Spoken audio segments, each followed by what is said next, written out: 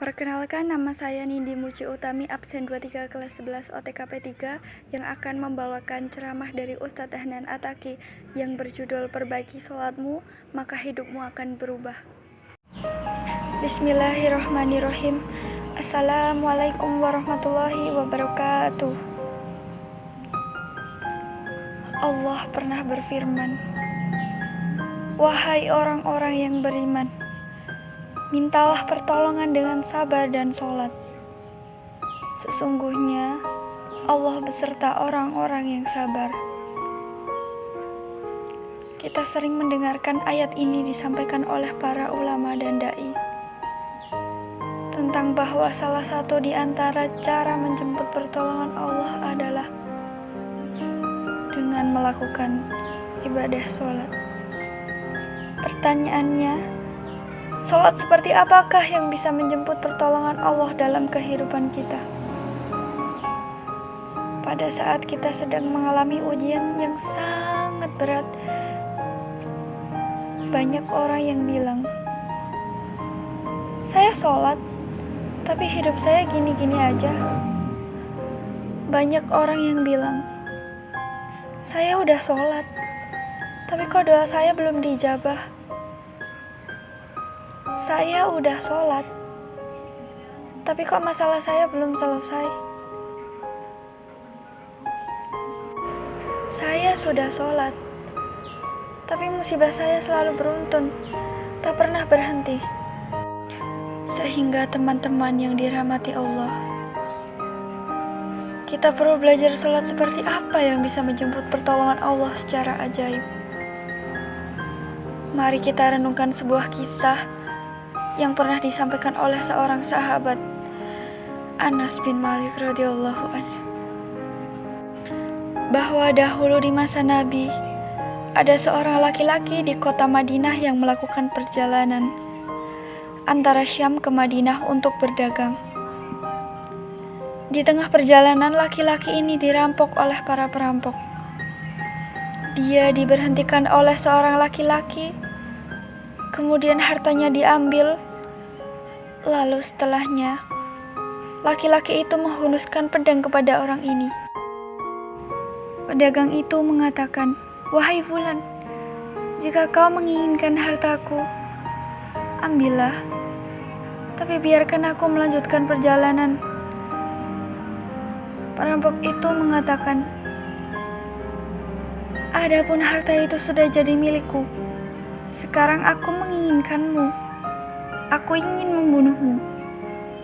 Merasa tidak punya pilihan, akhirnya pedagang ini mengatakan, "Wahai Fulan, jika engkau ingin menyakitiku, membunuhku, maka lakukanlah.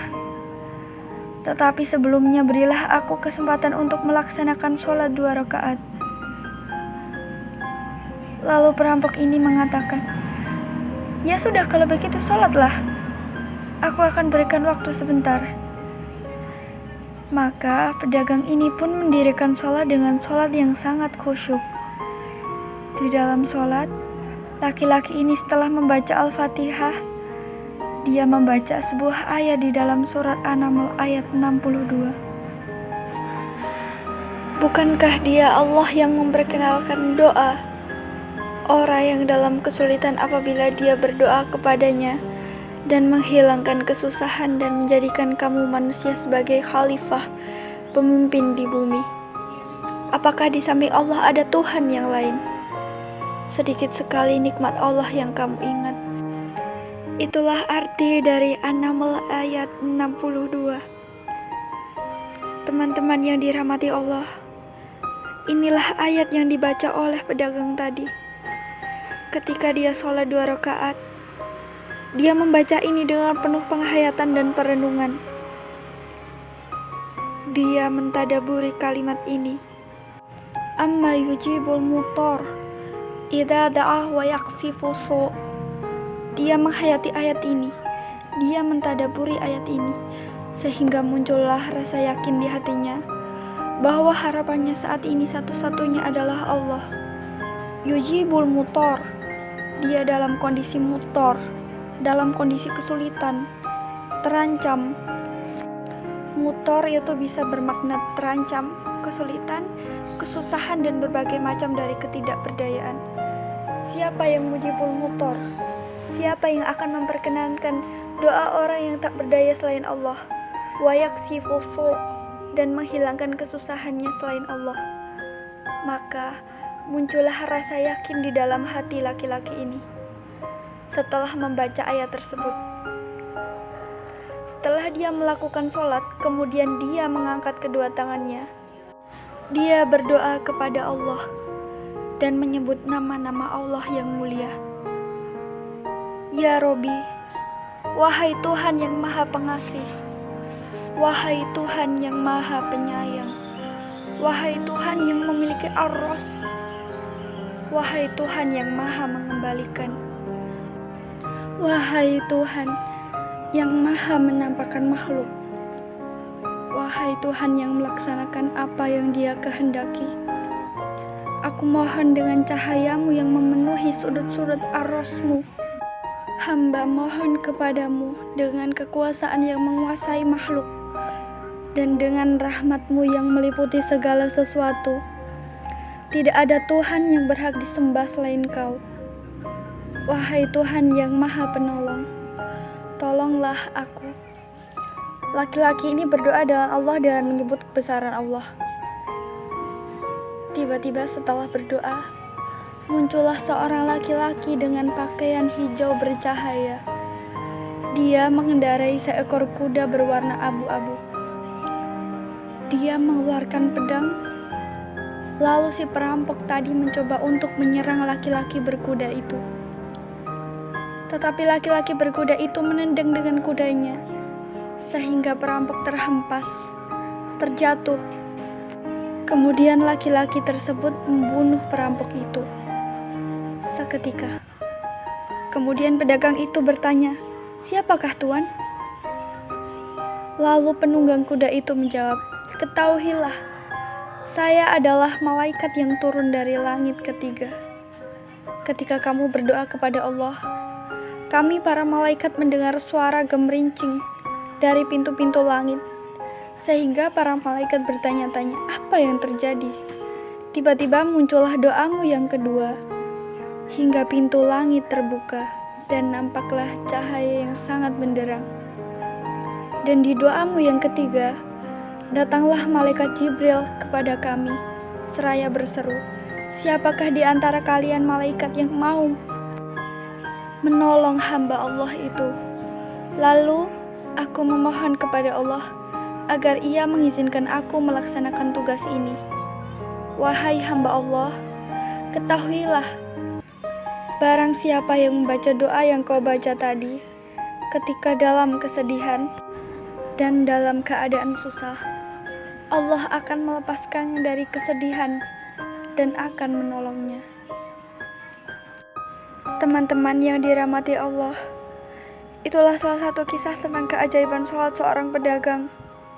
Dan dengan sholat itu, Allah mendatangkan pertolongan yang luar biasa dalam masalahnya. Pertanyaannya, apa rahasia sholat pedagang itu sehingga Allah mendatangkan malaikat khusus yang menunggang kuda berwarna abu? Lalu malaikat ini membunuh perampok yang ingin mencelakai pedagang ini. Salah satu rahasia sholat pedagang itu, kata para ulama, adalah dia melakukan ibadah sholat dengan ihsan. Seperti yang dikatakan Nabi tentang bab ihsan. Di sini Nabi mengajarkan kita tentang sholat yang terkoneksi langsung dengan Allah, terkoneksi dalam yakin dan iman, sampai kita seolah-olah melihat Allah. Lalu dengan kondisi seperti itu, kita meminta pertolongan Allah dengan penuh keyakinan. Itu sholat yang mendatangkan pertolongan Allah. Atau kita gak bisa membayangkan bahwa kita melihat Allah, karena itu memang sulit. Maka yakinlah Allah melihat kita, dan itu pasti. Artinya bahwa Allah itu pasti mendengarkan kita, melihat kita, dan sedang menunggu apa yang kita butuhkan. Maka orang yang bisa melakukan sholat dalam keadaan benar-benar seperti bertemu Allah, lalu dia meminta pertolongan Allah, seperti pedagang tadi, maka sholat itulah yang disebut dalam Al-Quran wasta'inu bis-shabri was-sholat, sholat yang bisa mendatangkan pertolongan Allah. Semakin sering kita melakukan sholat dengan ihsan, benar-benar seperti bertemu dengan Allah Subhanahu wa Ta'ala. Kalau kita bisa ngerasain bagaimana cara menghayati, kita melihat Allah, maka yakinlah Allah melihat kita. Dan kalau kita bisa menerapkan ini di dalam sholat 5 waktu dan sholat-sholat sunnah yang lain, terutama sholat tahajud, maka insya Allah sholat kita sudah menjadi jalan keajaiban dalam kehidupan kita. Cukup itu saja yang bisa saya sampaikan. Wabillahi taufiq wal hidayah. Wassalamualaikum warahmatullahi wabarakatuh.